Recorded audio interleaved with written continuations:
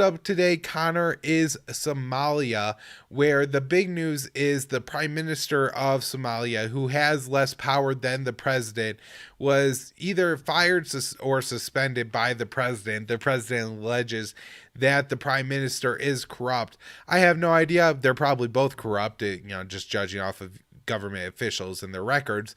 But the U.S. seems to be taking the side of the prime minister, and the prime minister spoke with the U.S. Assistant Secretary of State for African Affairs, Mali Fee.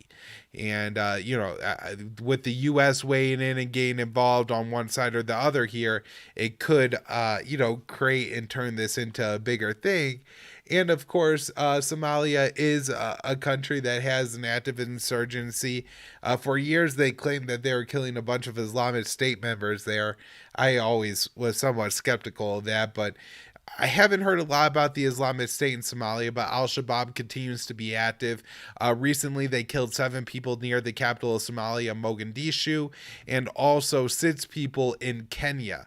And while I don't really like to call Al Shabaab an international terrorist group, I don't really think there's a threat to America or even Europe or anything from Al Shabaab. However, Kenya, being a neighboring country that's very involved in Somali politics, regularly does get attacked by Al Shabaab, and so in a technical sense, they are an international terrorist group, but barely.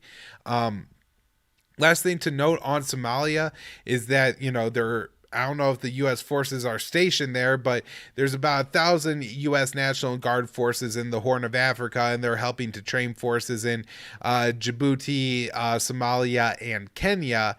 And, Connor, the U.S. National Guard is being deployed all over. These people are from Connecticut, Colorado, Maine, and Massachusetts. I at least know for a fact that Massachusetts and Vermont, and I know for a fact Vermont as well, has deployed their National Guard to fight or to help in the effort, I guess, against COVID. I don't want to sound too propagandic and slogy there, but that's what they say they're doing, is they're going to help the state deal with the lockdowns and the effects of them for COVID. And so stripping those National Guard forces and having them the Horn of Africa seems like kind of a bad place for them to be at this time.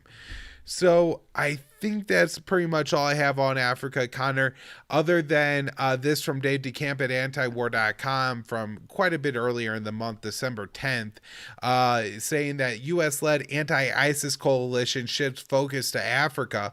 And so as you know, there's less and less ISIS to kill in Iraq and Syria. They're going to find people who are willing to call themselves ISIS in places like the Congo and Mali and Niger, Burkina Faso, all over Africa, Libya, and Algeria even. And with that, they're going to create, more and more different groups and coalitions, and then this is going to give excuses to carry out airstrikes and military operations in more countries.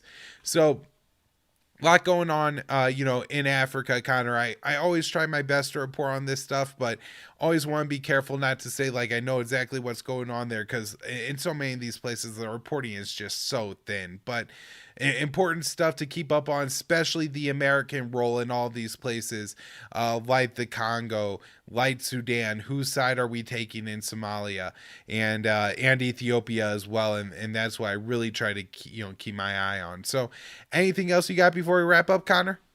No, I was just gonna say I was just reading the what was that report about Taiwan looking to increase and deepen military cooperation. I think they said something about the National Guard getting involved as well with Taiwan. I know the Did you Coast Guard is very involved in for Taiwan, sure? so it is interesting, how it will work if, but wouldn't be surprised if they're going to start sending the National Guard to train in Taiwan.